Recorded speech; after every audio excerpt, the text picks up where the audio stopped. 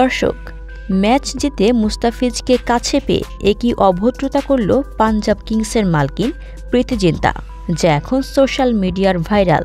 দর্শক, বিস্তারিত জানুন পুরো প্রতিবেদনে।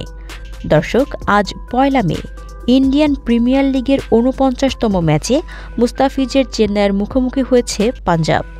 এই ম্যাচ দিয়েই শেষ হলো মুস্তাফিজের আইপিএল মৌসুম। তিনি এখন পর্যন্ত ৯টি ম্যাচে ১৪ উইকেট নিয়েছেন, যা দ্বিতীয় সর্বোচ্চ সুপার 4-এর জন্য। চেন্নাইয়ের কাছে এই ম্যাচ খুবই গুরুত্বপূর্ণ ছিল, কিন্তু এদিন চেন্নাইয়ের ব্যাটারগণকেও তেমন ভালো সুবিধা করতে পারেনি, যার ফলে হেসে খেলে খুব সহজেই ম্যাচ জিতিয়ে যায় পাঞ্জাব। আর তাই ম্যাচ জিতে মুস্তাফিজকে কাছে পেয়ে এই কেমন অভদ্রতা করল প্রীতি জিন্তা। ফিজকে কাছে পেয়ে ফিজের সামনে ফিজকে রাগানোর জন্য নাচানাচি করে, যা আসলে দর্শক মোটেও কাম্য হয়নি প্রীতি জিন্তার।